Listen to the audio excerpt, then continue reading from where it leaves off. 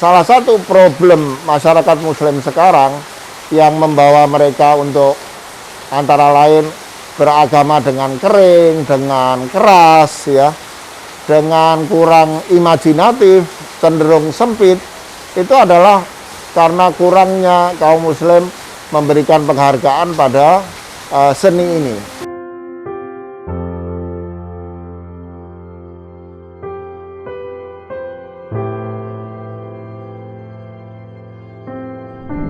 Assalamualaikum warahmatullahi wabarakatuh. Alhamdulillahirabbil alamin. Allahumma shalli ala Muhammad wa ali Muhammad.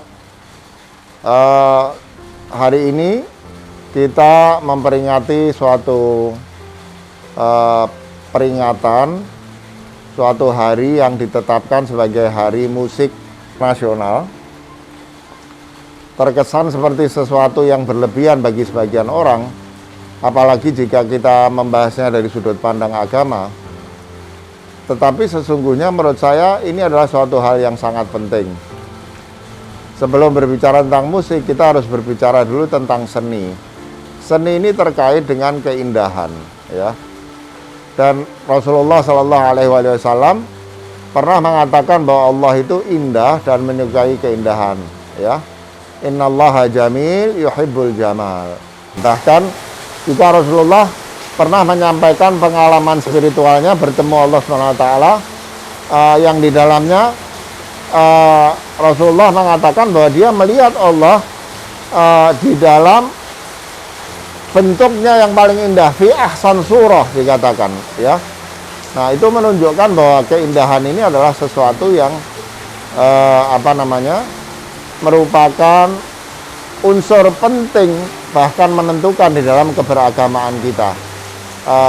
Misalnya Allah SWT mengatakan betapa alam semesta ini diciptakan dengan selaras, dengan harmonis. Harmoni dan keselarasan adalah prinsip dari seni.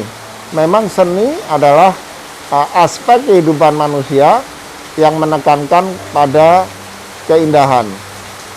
Salah satu problem masyarakat muslim sekarang yang membawa mereka untuk antara lain beragama dengan kering, dengan keras ya, dengan kurang imajinatif, cenderung sempit, itu adalah karena kurangnya kaum muslim memberikan penghargaan pada seni ini, pada budaya. Karena itu menjadi sangat penting untuk mengembalikan seni dan budaya ke dalam pemahaman kita tentang ajaran agama Islam. Dan di antara salah satu cabang seni yang paling penting adalah musik, ya. Kita tahu juga bahwa di dalam berbagai tradisi, di dalam kisah-kisah yang kita dengar di zaman Rasulullah SAW, juga terkadang musik dimainkan. Rasulullah juga mengajak Siti Aisyah untuk menikmati orang-orang yang memainkan musik.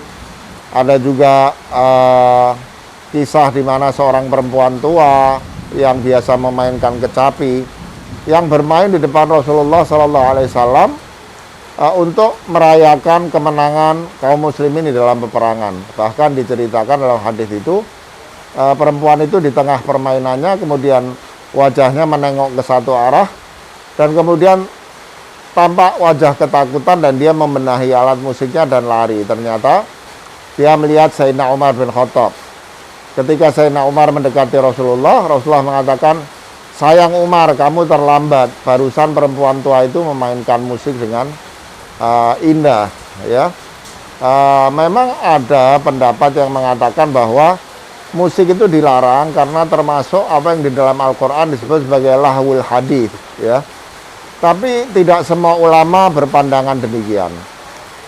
Kita berusaha mengambil jalan tengah dengan mengatakan bahwa musik sesungguhnya kalau itu menghasilkan perasaan spiritual, memperkuat spiritualitas kita, dan dengan cara itu memperkuat keimanan kita kepada Allah SWT, tentu itu adalah sesuatu yang bagus. Dia menjadi lahwul hadis yang dikecam di dalam Al-Quran kalau di dalamnya diputarkan atau dimainkan atau dinyanyikan musik-musik yang dekaden, ya baik dengan syair maupun tidak. Bahkan tanpa syair, musik itu bisa menjadi musik yang mendorong orang untuk berbuat buruk, ya. Apalagi kalau disertai syair-syair yang kurang bagus. Dan kita mengetahui bahwa musik ini merupakan satu unsur yang disukai dan merupakan praktek yang biasa di kalangan kaum sufi. Di dalam tasawuf itu kita mendengar apa yang disebut sebagai sama atau sima, yaitu mendengarkan musik yang bisa menciptakan satu atmosfer yang kondusif untuk kegiatan-kegiatan spiritual, bertafakur, ya, dan berbagai kegiatan lain. Nah, bahkan para ulama, termasuk orang seperti Yusuf Qaradawi misalnya, itu tidak mengharamkan musik. Banyak sekali para ulama yang membolehkan musik. Yang sepakat para ulama bahwa itu harus dilarang adalah musik-musik dekaden seperti yang saya katakan tadi. Jadi dengan ini rasanya sudah jelas bahwa sebagai muslim kita tidak anti musik, ya. Sebagaimana kita tidak anti sains, tidak anti teknologi, tidak anti berbagai hal lain, selama itu tidak melanggar syariah, tidak mengotori hati, bahkan sebaliknya menjadi sesuatu yang wajib, menjadi sesuatu yang setidaknya sunnah, kalau dia membantu kita untuk meningkatkan spiritual, atau meningkatkan spiritualitas, atau meningkatkan keyakinan kita kepada Allah SWT. Karena kita tahu bahwa keindahan, ya, perasaan yang penuh keharuan, itu semua bisa mendorong atau mendukung upaya kita untuk mendekatkan diri kepada Allah Subhanahu wa taala. Saya kira itu sekelumit saja pembicaraan kita tentang musik dan bagaimana Islam memandang musik, termasuk bagaimana tasawuf memandang musik. Mudah-mudahan bermanfaat. Terima kasih. Assalamualaikum warahmatullahi wabarakatuh.